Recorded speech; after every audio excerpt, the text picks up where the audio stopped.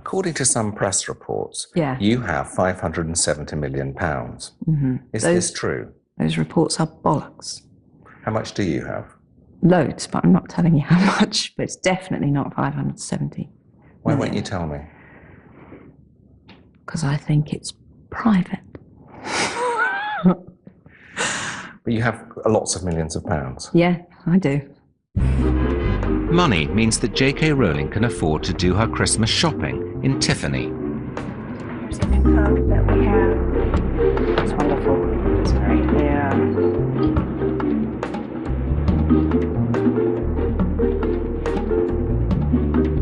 She also allows herself one particular indulgence: shoes.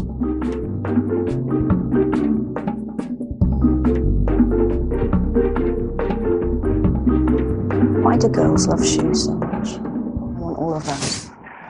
You're really nice. Do you worry about people asking you for money all the time? No. Do they? Honestly. Strangers write to me and ask for money. A lot. And sometimes I've given it. But with people that I know, it does change your relationships. Anyone who says differently is a fool or a liar.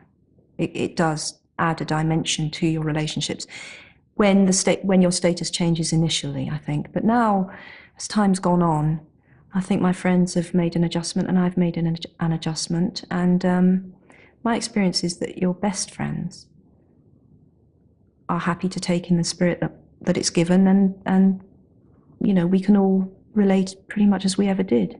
Do you worry that people at some point are going to ask you, though? Is it like a sort of shadow in a conversation? You think, I bet they're going to ask me for money? No, definitely not. Definitely not. I don't walk around at all thinking that everyone wants to get a bit of money from me. Are you leading up to touching me? Do you want a loan?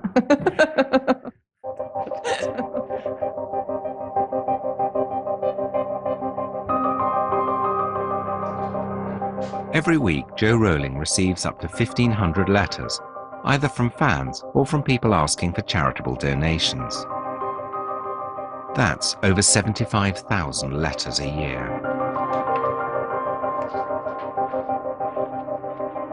Initially, I was very disorganized with my giving. I didn't have a thought-through system.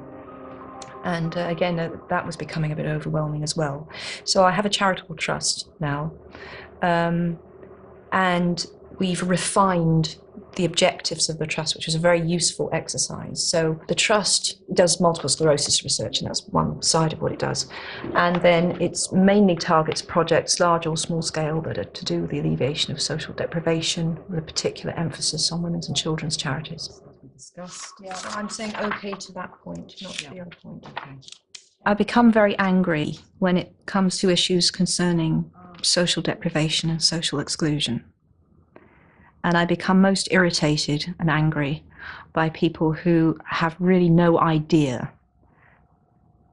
how it feels to exist in poverty and how disadvantage cast an sometimes irreparable blight over people's lives. And I'm aggravated to real fury by the fact that there is a section of our society that can't join the dots and doesn't see how issues that affect even them, their safe lives, such as crime and drugs, things that touch the middle classes, have their roots often in terrible injustice. And it's amazing how people can't and don't care enough to try and redress some of those issues. Those things make me very angry.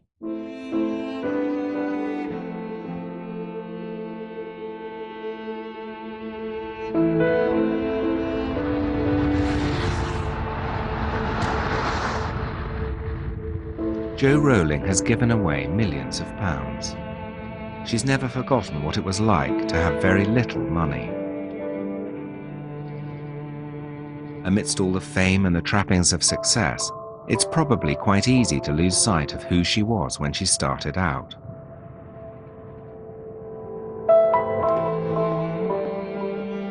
So I wanted to take her back to her old flat in Leith, where she finished the very first Harry Potter book, and find out what her life had been like then. It's only a few miles from her main house in Edinburgh, but this is the first time she's been back.